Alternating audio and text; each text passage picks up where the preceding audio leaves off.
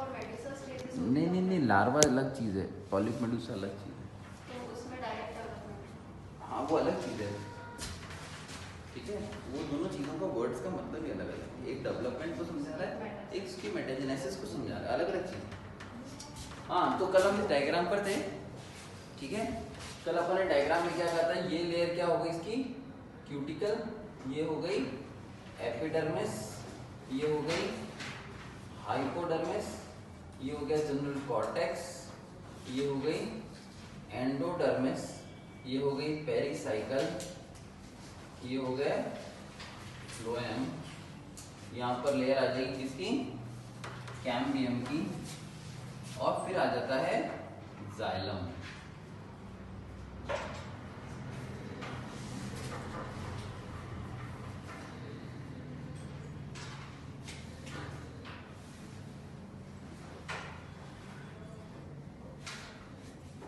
और फिर सबसे अंदर क्या मिलता है आपको, पित्त। यहाँ पे किसके सेल्स मिलेंगे आपको, पित्त, पित्त यानी मेडुला।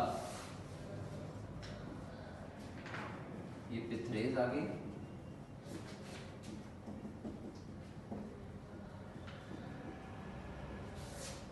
ये इंडिविजुअल क्या बन गया है, vascular bundle. This is all what, vascular bundle, these are all vascular bundles. यही पढ़ा था हमने डायग्राम, ठीक है। अब यहाँ पर जो एपिडर्मिस के बाद हाइपोडर्मिस थी, इसमें कौन से सेल्स थे, कौन से टाइप के सेल्स थे, कोलेनकाइमा। कॉर्टेक्स में पैरेन्काइमा, एंडोडर्मिस स्टार्च शीट कहलाती, स्टोरेज करती थी। Pericycle sclerenchyma, dead cells. Then we have phloem and this is xylem. This is what xylem, metaxylem. और ये जाइलम कौन सा है, protoxylem. This layer is cambium, ये कौन सी है, कैम्बियम। और ये कौन सा है, मेडुला या पित्त। इसमें कौन से सेल्स हैं, अगेन पैरेन्काइमा। ये पढ़ा था कल अपन ने, डिटेल्स ये थी। Now this diagram belongs to dicot stem. Now when we draw monocot stem, monocot stem के अंदर भी यही रहेगा, बाहर की तरफ थी cuticle, multicellular hairs will be multicellular, okay. Then you have epidermis,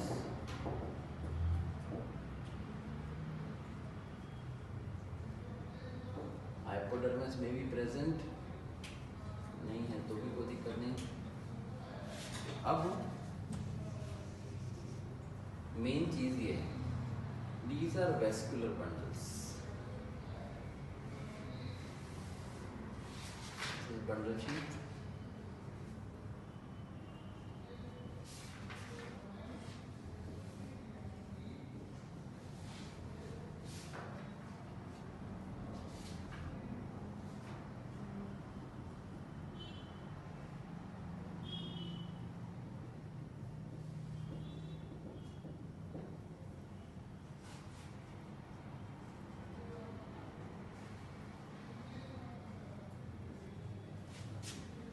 ठीक है, ये वैस्कुलर बंडल है।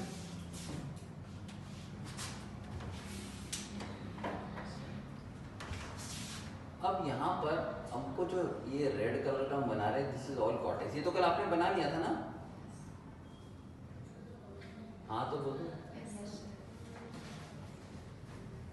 ये क्या है, कॉर्टेक्स। जनरल कॉर्टेक्स हमने रेड कलर का कल भी बनाया था, अभी बना रहे हैं, this is all general cortex. Now what you are seeing is कि जो इसके वेस्कुलर बंडल्स हैं वो इसके कॉर्टेक्स के अंदर बिखरे पड़े हैं। तो सबसे पहली बात कि मोनोकॉट स्टेम के अंदर vascular bundles are scattered in। तो आप एपिडर्मिस मिली, एपिडर्मिस के बाद आपको हाइपोडर्मिस मिली, हाइपोडर्मिस के बाद जब आप कॉर्टेक्स में गए तो उसी कॉर्टेक्स के अंदर जगह जगह बिखरे पड़े थे वैस्कुलर बंडल्स।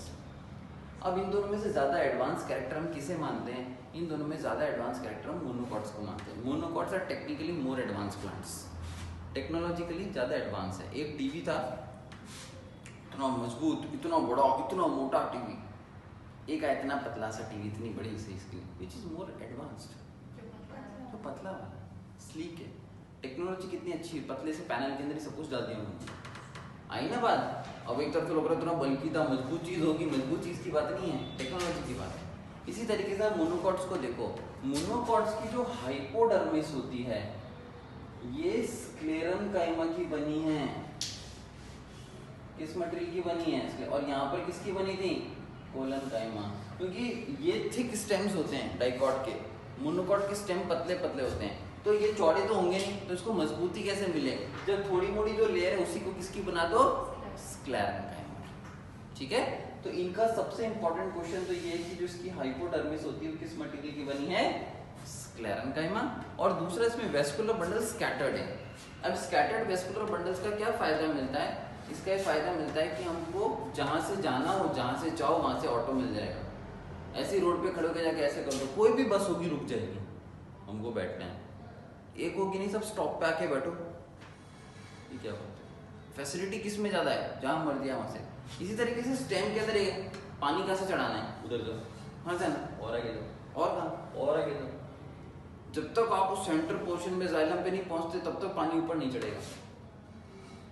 और मोनोकॉट में पानी इधर भी चढ़ रहा है, इधर भी चढ़ रहा है, इधर भी चढ़ रहा है, इधर भी चढ़ रहा है, सब जगह कहीं से भी चल रहा है, which is better according to plant monocots, so it is rich vascular supply. Okay, अब एक टॉपिक आता है हमारे पास कि वेस्कुलर बंडल्स का क्लासिफिकेशन। ठीक है, देखो इसमें भी वही है, मेटाजाइलम ये रहे, लेकिन इनके ना प्रोटोजाइलम आपस में जुड़ जाते हैं और एक बड़ी सी कैविटी बन जाती है। ये मेटाजाइलम, ये प्रोटोजाइलम, प्रोटोजाइलम जुड़ के एक कैविटी बना देते हैं।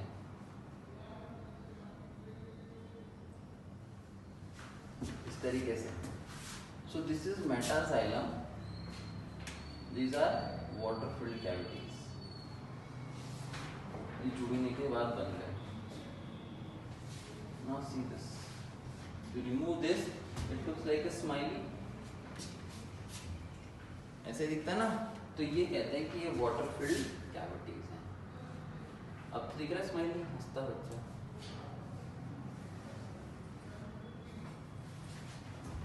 लग रहा है स्माइली, लग रहा है कि नहीं? तो स्माइली की में आंखें हैं वो क्या है? मेटाजाइलम, और जो स्माइल कर रहा है वो पार्ट क्या है इसका? Water filled cavities.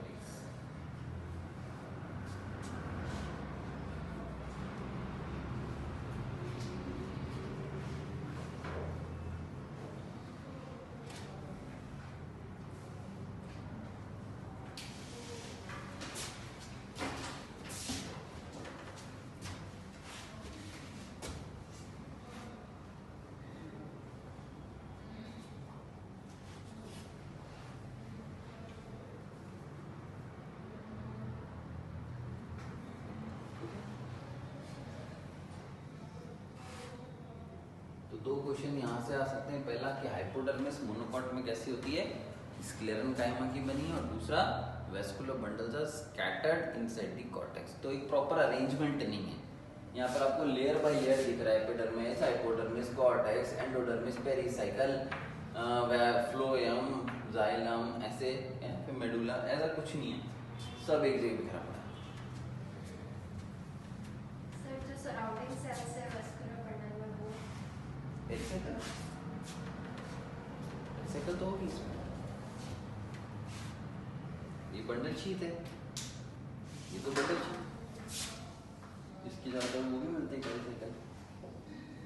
Vascular bundles को तो सराउंड करती है, बस हमें मेन इतना ही है। आप बुक में देखो डायग्राम बना हुआ है।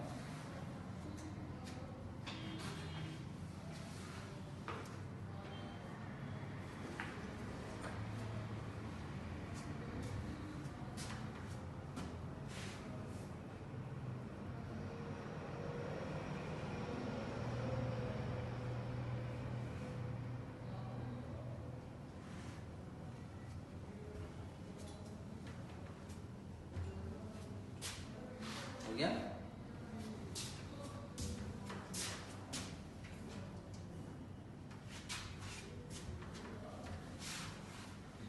square of this.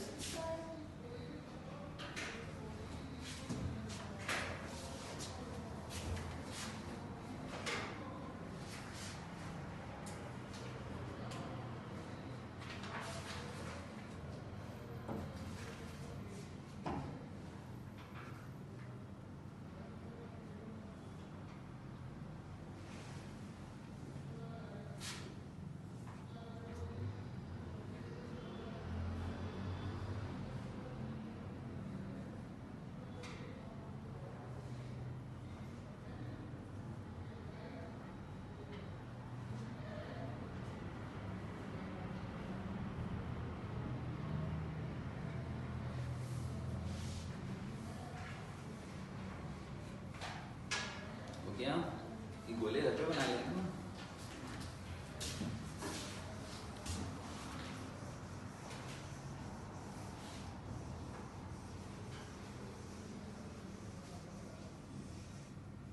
अब हम पढ़ते हैं क्लासिफिकेशन ऑफ वैस्कुलर बंडल्स।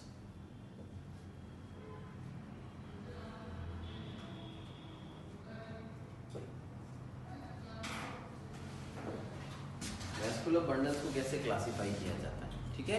अलग अलग टाइप के क्लासिफिकेशन है। सबसे पहला, if metaxylem is facing towards periphery and protoxylem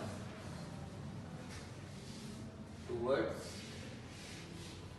the center, then it is called as endarch. इस टाइप के अरेंजमेंट को क्या बोला जाता है, endarch। ये बाहर की साइड है इनर साइड है, बताओ।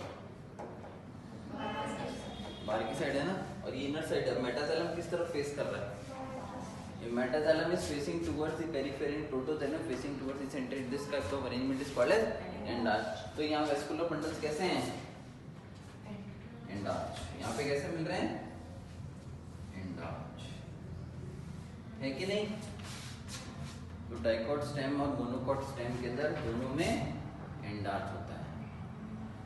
Example dicot stem, monocot stem.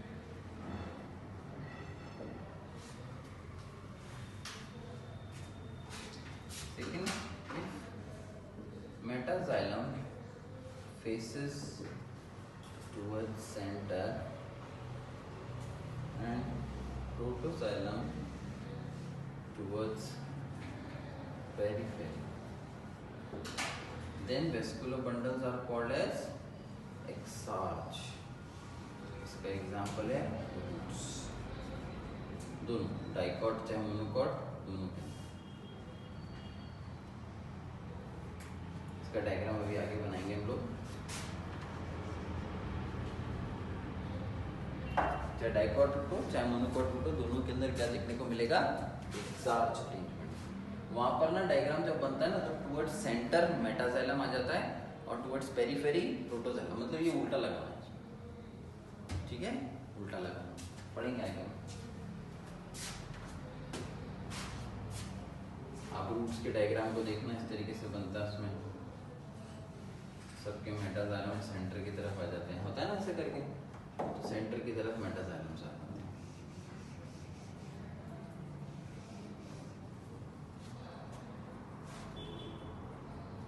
तो एक क्लासिफिकेशन किस बेसिस पर हो गई, मेटाजाइलम और प्रोटोजाइलम की पोजीशन के बेसिस पर हो गई, ठीक है। अब दूसरा क्लासिफिकेशन पढ़ते हैं।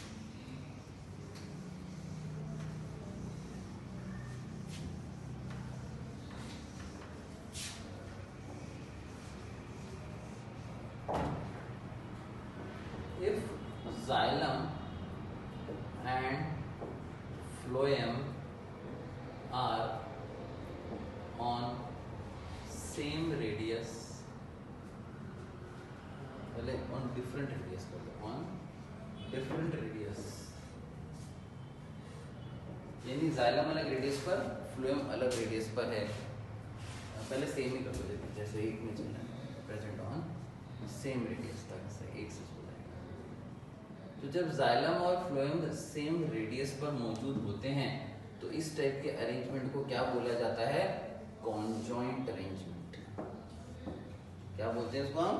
Conjoint arrangement. अब यहाँ पर बताओ जाइलम और फ्लोएम सेम रेडियस पर अलग अलग है?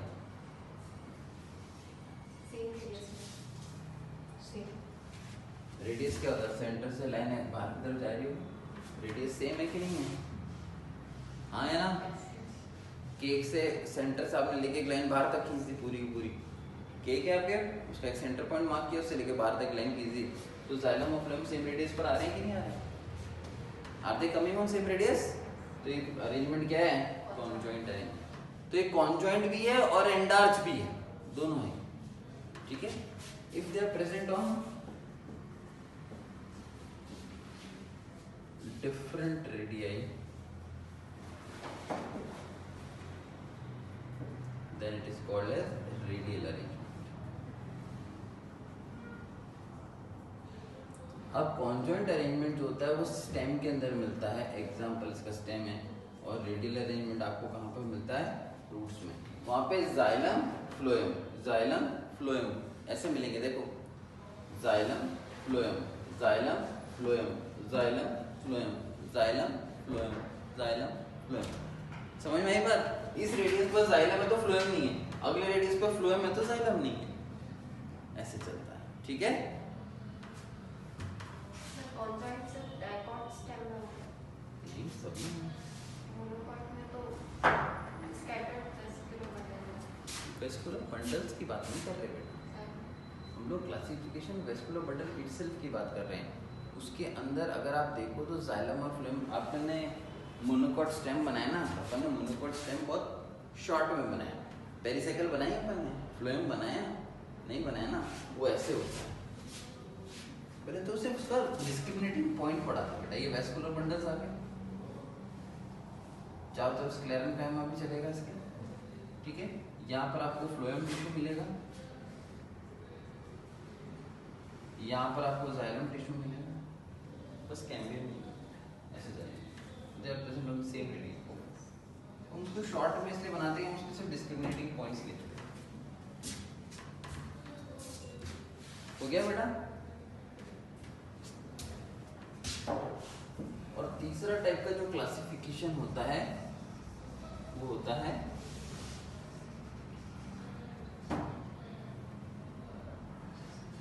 If cambium is present,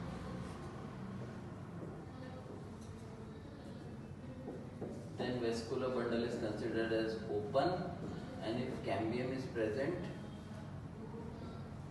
is absent,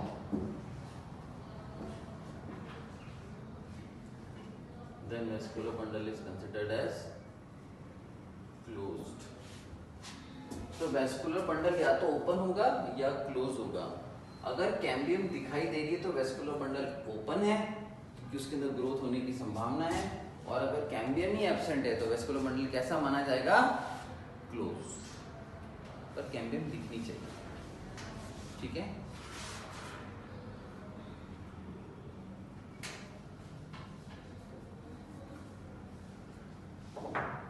collateral का मतलब क्या होता है?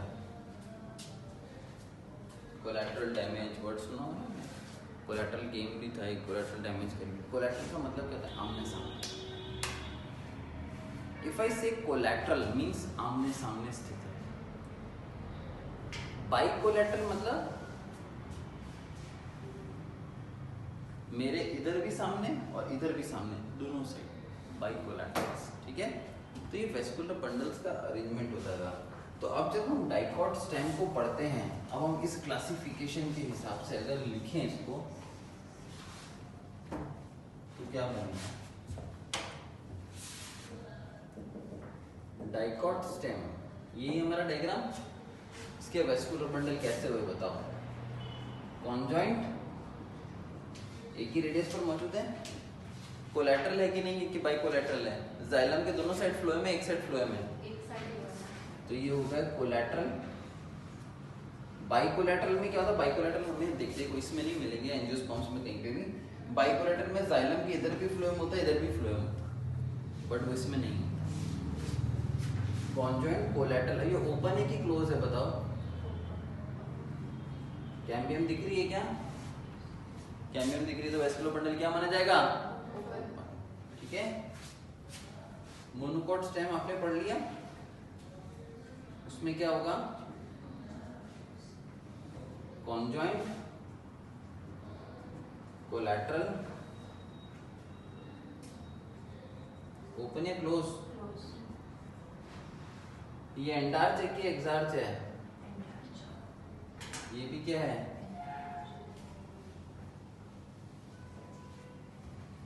So dicot stem and monospot stems are clear?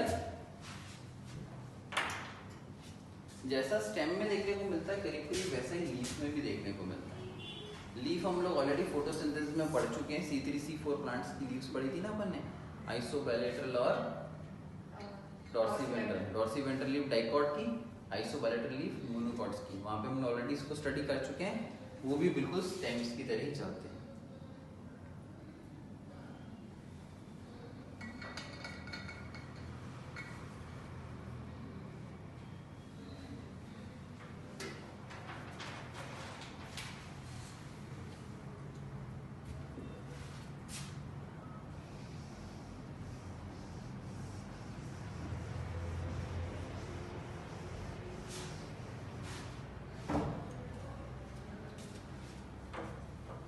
Now we'll talk about the root. We'll talk about the dicot root.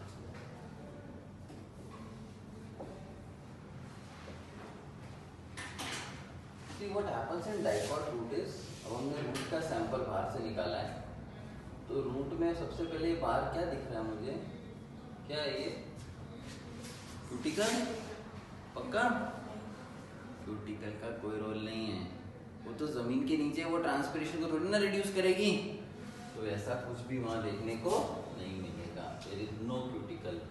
Directly what you see is epidermis. और यहाँ पर जो hairs होंगे वो कैसे होंगे? Unicellular root. अब हाइपोडर्मिस कॉन्स्पिकुअस है नहीं है, तो हम सीधा किस पर चलते हैं? कॉर्टेक्स पर।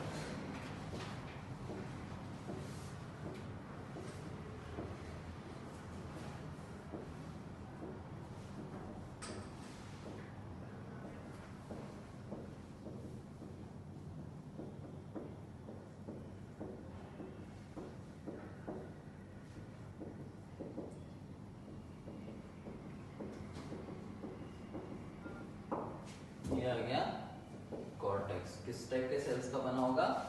पैरेन्काइमा। ठीक है। उसके बाद आपको इंपॉर्टेंट लेयर मिलती है जिसको हम क्या कहते हैं?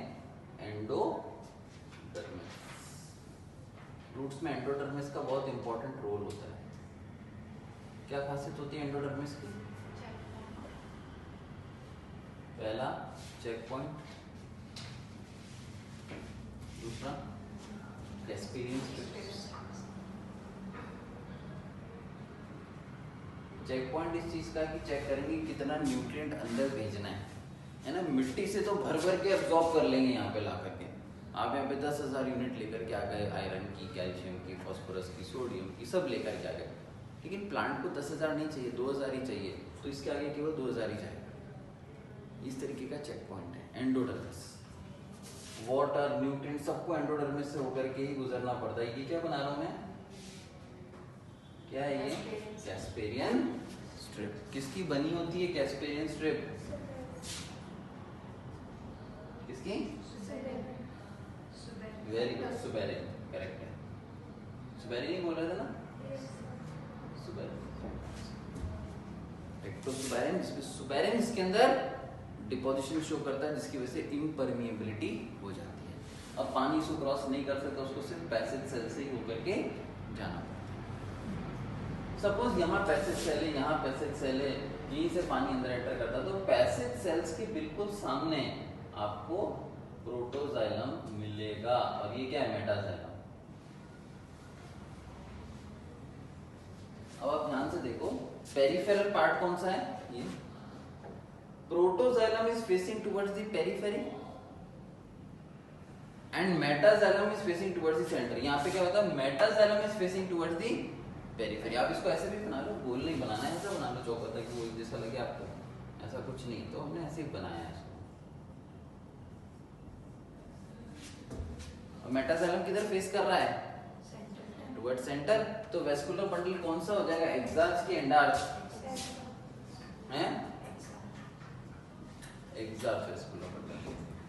और मैंने क्या कहा, जैसे ही पानी जो है वो पैसेज सेल से पास करेगा सीधा किसके अंदर आ जाएगा, प्रोटोजाइलम। प्रोटोजाइलम से किसमें चला जाएगा, मेटाजाइलम। मेटाजाइलम से फिर पानी ऊपर चढ़ जाएगा। अब फ्लोएम बीच में आया क्या कहीं, फ्लोएम कहाँ है यहाँ से,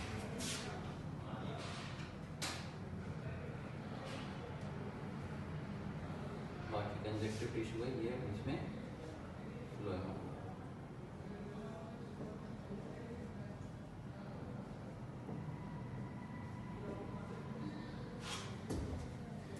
अब जाइलम और फ्लोएम सेम रेडियस पर है, अलग अलग रेडियस पर है, तो वेस्कुलर बंडल्स कैसे होंगे, radial vascular bundle. Vascular bundles क्या हैं, रेडियल। अब जाइलम और फ्लोएम सेम रेडियस पर है, अलग अलग रेडियस पर है, बोलो। हाँ अलग अलग रेडियस हो गया ना, एक रेडियस तो ये हो गया, एक रेडियस ये हो गया, एक रेडियस ये हो गया, एक रेडियस ये हो गया, एक रेडियस ये हो गया, ऐसे चलता ना रेडियस, सेंटर से ऐसे चलेंगे ना बेटा रेडियस, तो रेडियस ऐसे चल रहा है। बेटा तूने केक में से एक पेस्ट्री बाहर निकाल दी है ना, अब उस पेस्ट्री को सामने से देख रही है, तो यही तो रेडियस होगा, तो बनाया अपन ट्रायंगुलर पैचेस ही तो निकाले अपन इसमें से। ओरिएंटेशन नहीं समझ में आया इसका, ठीक है हो गया। एंडार्च की एक्सार्च, एक्सार्च रेडियल है, कॉन्जॉइंट रेडियल, ठीक है। अब ओपन है कि क्लोज्ड है, किसी को कैम्बियम दिख रहा है क्या, दिख रहा है क्या कैम्बियम, ये रूट्स का डायग्राम बना लो। ये बीच में खाली जगह नहीं, कंजक्टिव टिश्यू रहता है इनको जोड़ने वाला, ऐसे this is the diagram of dicot root.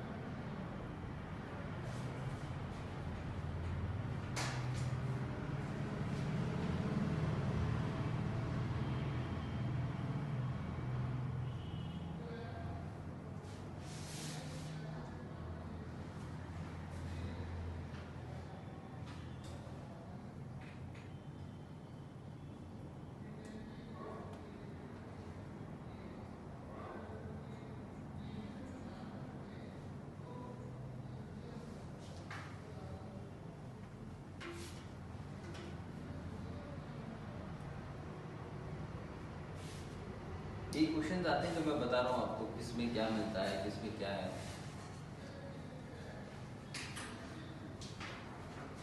Monocots के अंदर फ्लोएम का कौन सा एलिमेंट नहीं मिलता है,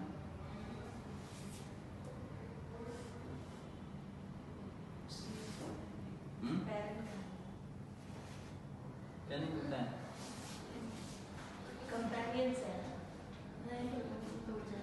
और क्या दो तो बचे वो भी एक ना,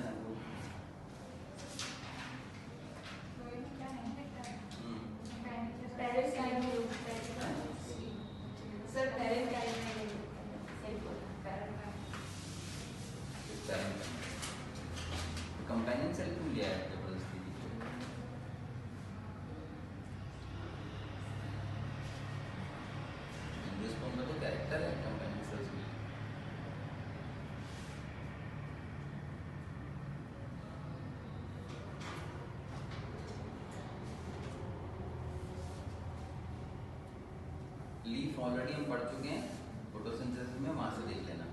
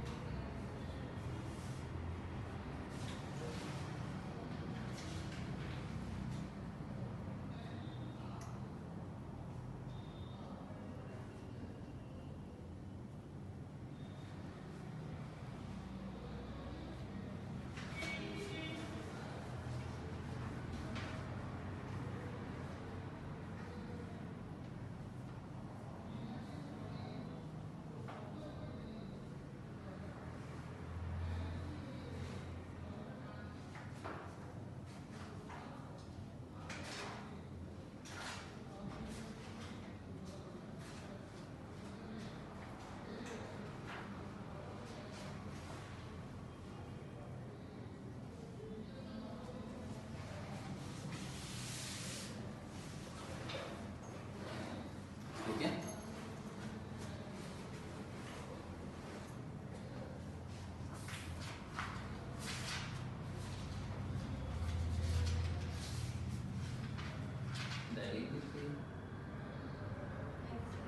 question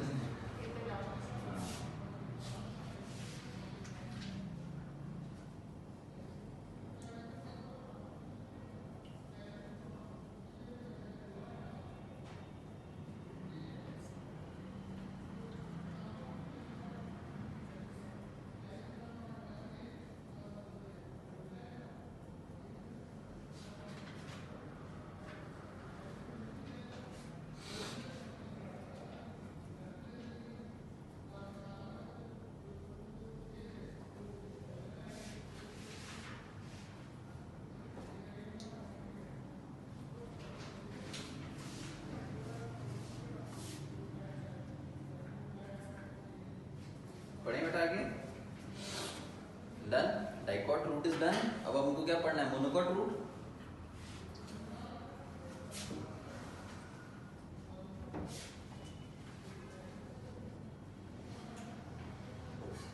this is the diagram for monocot root also. Same diagram, तो फिर फर्क कुछ तो होना चाहिए। फर्क होता है, वो बता रहा हूँ सर। ठीक है, डायग्राम बाकी सेम है। ठीक है, अब मोनोकॉट रूट का फर्क देखते हैं क्या है। कोई डिस्क्रिमिनेटिंग पॉइंट तो होना चाहिए, बिल्कुल है। और नीट ने पकड़ा भी इस क्वेश्चन को। देखो अपन ने क्या किया बेटा, एक स्टेम था, अपन ने यहाँ से एक ट्राइंगुलर सा पीस बाहर निकाल दिया, ऐसे करके इसमें से ट्राइंगुलर पीस बाहर निकाल दिया, है ना। आपने केक के अंदर से एक ट्राइंगुलर पेस्ट्री बाहर निकाल दी। अगर मैं ऐसी सारी पेस्ट्रीज बाहर निकाल दूं तो सब इंडिविजुअल ट्राइंगुलर पीसेस हैं, और सबको जोड़ दूं तो वापस एक सर्कल बनेगा कि नहीं बनेगा, हाँ या ना। तो सोचो कि ये वो ट्राइंगुलर पेस्ट्री थी जिसको भी मैंने स्टडी किया। ठीक है, ये आपका रूट हेयर हो गया, यहाँ पे आपके एपिडर्मिस हो गई, ये कॉर्टेक्स हो गया, यहाँ एंडोडर्मिस आ गई, एंडोडर्मिस के बाद यहाँ पर जाइलम चल रहा है। ऐसे ही है, ऐसे ही पढ़ा था अपन ने। और यहाँ पर फ्लोएम है, फिर xylem phloem, xylem phloem, xylem phloem, ऐसे चलेंगे सर। अगला ट्राइंगल ऐसे चलेगा पेस्ट्री का, अगला ट्राइंगल ऐसे ही चलेगा इसका, अगला ट्राइंगल ऐसे ही चलेगा इसका।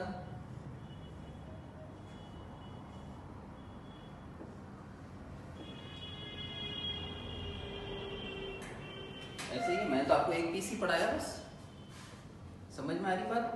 अब मैं अगर सिर्फ एंडोडर्मिस के अंदर वाली लेयर इस सर्कल को ड्रॉ करूं, बाकी सबको हटा दूं, सिर्फ इस सर्कल को ड्रॉ करूं, तो इसके अंदर क्या सिर्फ जाइलम और फ्लोएम, जाइलम फ्लोएम यही आएंगे बेसिकली।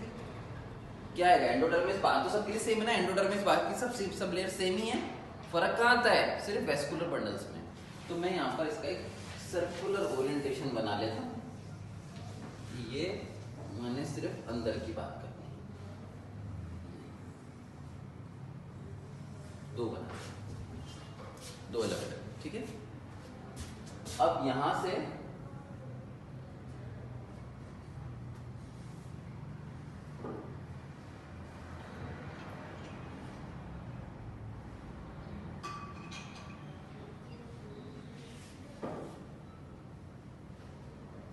समझ में आया।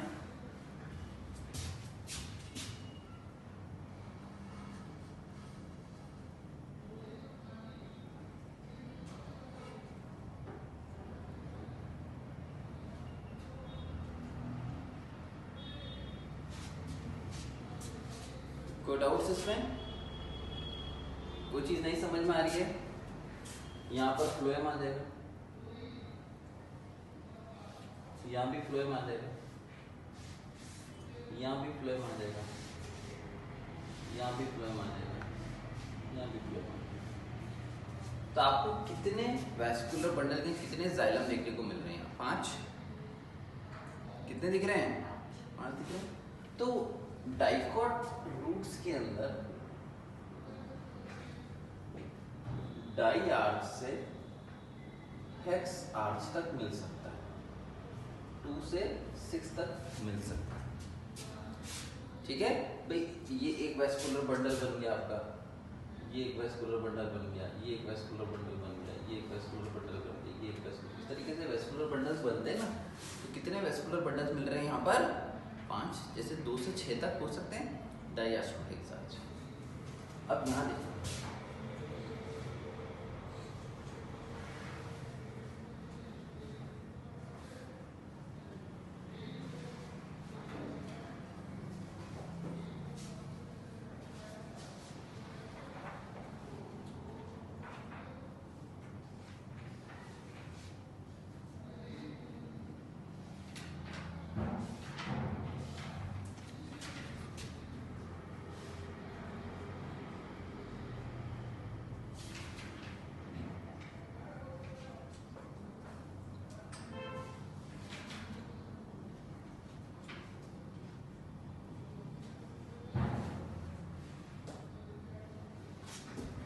अब यहाँ पर देखो, ये इसका फ्लोएम यहाँ आएगा, इसका फ्लोएम यहाँ आ जाएगा, इसका यहाँ आ जाएगा,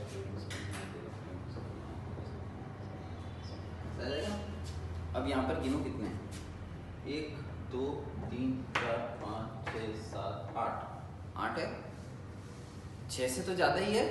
इसको हम बोलते हैं पॉलीआर्च। तो मोनोकॉट रूट के अंदर आपको कंडीशन क्या देखने को मिलती है? पॉलीआर्च। 6 और मोर देन 6, इसे हम पॉली आर्च कहते हैं। समझ में आया? तो फर्क कहां पर है? बाकी सब सेम है। अब इसके ऊपर एग्जैक्टली यहाँ पर पैसेज सेल होगा, ठीक है, और यहाँ पर कैस्पेरियन स्ट्रिप चल रही है, कैस्पेरियन स्ट्रिप चल रही है, कैस्पेरियन स्ट्रिप चल रही है, Casparian strip, Casparian strip, Casparian strip, Casparian strip, फिर पैसेज सेल, फिर कैस्पेरियन स्ट्रिप, फिर कैस्पेरियन स्ट्रिप, कैस्पेरियन स्ट्रिप, फिर यहाँ पर passage cell, Casparian strip, Casparian strip, Casparian strip, Casparian strip, passage cell, Casparian strip, Casparian strip, Casparian strip, Casparian strip, passage cell, Casparian strip, Casparian strip, Casparian strip. समझ में आई बात? समझ में आई? Endodermis, endodermis के ऊपर कौन सी लेयर थी? Cortex. This is all cortex. और फिर एपिडर्मिस, इसकी एपिडर्मिस को एपिब्लेमा भी कहते हैं। This is all what? This is all epidermis, and these are unicellular root hairs. समझ में आया डायग्राम? तो पहली चीज आपने क्या पढ़ी कि डाइकॉट रूट डाइआर्च से हेक्सार्च हो सकता है, लेकिन मोनोकॉट रूट कैसा होगा? पॉली आर्च होगा। दूसरा पॉइंट, सोचो मैंने आपको ना 4 बॉल्स दी, ध्यान से सोचो, आपको 4 टेनिस बॉल्स दी हाथ में, उन चारों टेनिस बॉल्स को टच करके रखना है। तो आपने चारों टेनिस बॉल को टच किया तो बीच में बहुत थोड़ी सी जगह रहेगी, है ना? अब मैंने आपको कहा 8 टेनिस बॉल्स ले लो और सबको एक दूसरे से टच करके रखो। क्या आप जब उनको अरेंज करोगे तो डेफिनेटली जब आप उनको सर्कल बनाओगे तो बीच में काफ़ी सारी जगह रहेगी, 8 को टच करना जरूरी है। होगा कि नहीं होगा? तो यही चीज़ हम कह रहे हैं, अगर पॉलीआर्च कंडीशन बनेगी तो ऑटोमेटिकली बीच में क्या डेवलप हो जाएगा? लेकिन इस कंडीशन में पिथ इज नॉट डेवलप्ड। फर्क आ गया कि नहीं आ गया? ये 2 पॉइंट्स हैं जो बेसिकली एक डाइकॉट रूट को मोनोकॉट रूट से डिफरेंशिएट करते हैं। तो क्वेश्चन में एक बार उन्होंने ऐसे पूछा, monocot root differs from dicot root in having pith, dicot root differs from monocot root in is not having. फर्क वही है कि मोनोकॉट रूट डाइकॉट से अलग क्यों होती है? क्योंकि मोनोकॉट में पिथ पाया जाता है और डाइकॉट मोनोकॉट से अलग क्यों होती है? क्योंकि उसमें पित्त नहीं पाया जाता। दोनों क्वेश्चन सर डायग्राम में दोनों में पित्त शो किया है, मतलब एक Not में developed. डेवलप्ड है और एक ये बस थोड़ा तो होगा ही नहीं, हाँ। लेकिन उतना विकसित नहीं होगा, उतना वेल डेवलप्ड नहीं होगा, इतना आपको ध्यान रखना है।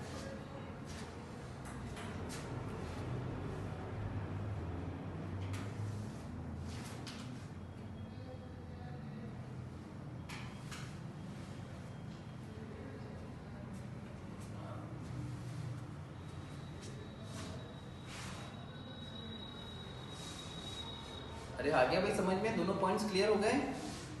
ये आते हैं जैसे मैं ये पढ़ा रहा हूँ ना, इसका एक भी क्वेश्चन बाहर नहीं जाएगा, इसी बेसिस पे सारे आंसर हो जाएंगे। अब एक रूट्स का जब जिक्र चलता है तो रूट्स में एक स्पेशलाइज्ड कंडीशन और हम पढ़ते हैं जिसे हम वेलमेंट कहते हैं।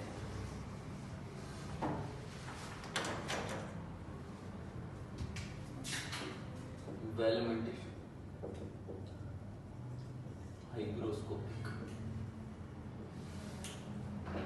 seen in aerial roots.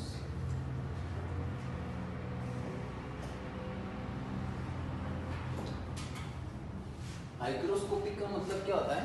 It absorbs water from the atmosphere, it absorbs water from atmosphere. तो ये एक ऐसा विशेष टिश्यू है जो रूट्स में पाया जाता है और ये एटमॉस्फेयर से पानी खींच लेता है। और ये कौन से प्लांट्स में देखा जाता है? जिनकी रूट्स जमीन के ऊपर पाई जाती है, एरियल रूट्स। तो इसका कोई एग्जांपल भी देना पड़ेगा हमको। Example epiphytes. तो एपीफाइट्स वो प्लांट्स होते हैं जिनके अंदर वेलमेंट टिश्यू पाया जाता है, जिनकी रूट्स एरियल होती हैं और एटमॉस्फेयर से मॉइस्चर को एब्जॉर्ब कर लेती हैं। तो अब सवाल आता है वेलमेंट टिश्यू होता कहाँ है? तो वेलमेंट tissue is present outside the exodermis। अब ये नया सवाल है, ये एमसीक्यू में मिलेगा, रट लेना। असल में क्या होता है, एपिडर्मिस बाहर की ओर सेल्स का सिक्रीशन करती है। एपिडर्मिस अपने बाहर की ओर सेल्स का सिक्रीशन करती है जो दरअसल एक्सोडर्मिस बन जाती है।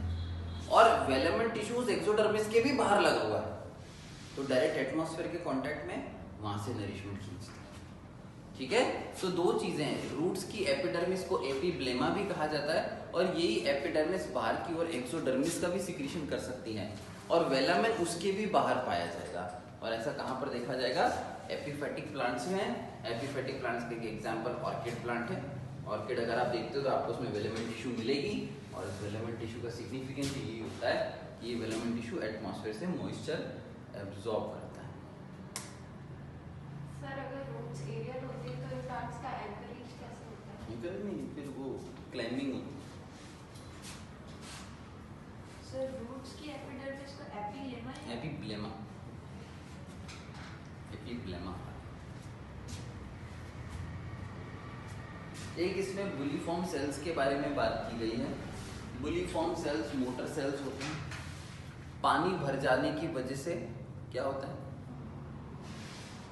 ओपन हो जाते हैं। और जब पानी की स्कैर्सिटी होती है, कमी हो जाती है, पानी कम हो जाता है, तो लीव्स क्या होती हैं? रोल हो जाती हैं। ये अपर लेयर में होता है।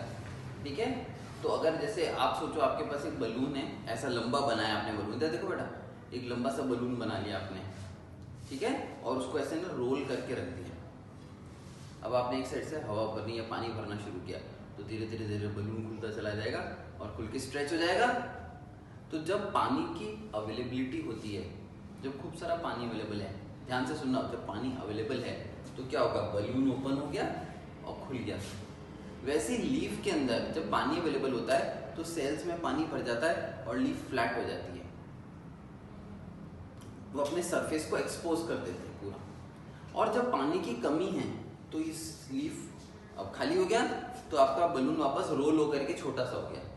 आई बात समझ में? रोल हो गया। रोल होने का मतलब क्या हुआ? अब जब पानी की कमी है तो लीफ क्या हो गई? रोल हो गई। रोल होने की वजह से बेनिफिट क्या मिलेगा? ट्रांसपीरेशन लॉस कम हो जाएगा। है ना। आपने एक कपड़ा है उसको पूरा छत के ऊपर जाकर कैसे पूरा बिछा किया पूरा, तो वो जल्दी सूखेगा या ऐसे गोल करके गुच्छा करके रख दिया वो जल्दी सूखेगा? जो बिछा के क्योंकि उसका सरफेस एरिया ज़्यादा एक्सपोज्ड है। जिसका सरफेस एरिया ज़्यादा एक्सपोज्ड होगा उसमें से ट्रांसपिरेशन ज़्यादा होगी।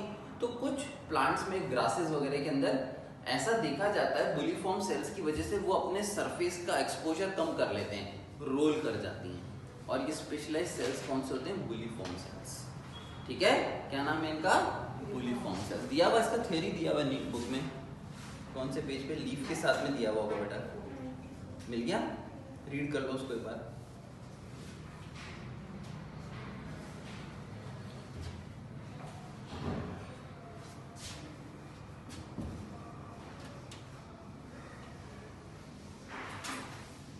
आप लोग लीफ अपना फोटोसिंथेसिस वाला चैप्टर खोल के एक बार वापस देखना और बुक से उस डायग्राम को कंपेयर करना। बस उसमें फर्क होता है, दो एपिडर्मिस आ जाती है, अपर और लोअर, क्योंकि उसके दोनों सरफेसेस एक्सपोज्ड हैं।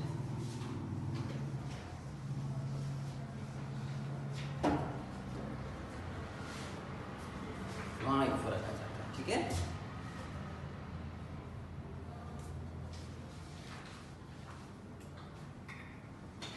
कल हम लोग सेकेंडरी ग्रोथ पढ़ेंगे, कल पूरा दिन सेकेंडरी ग्रोथ।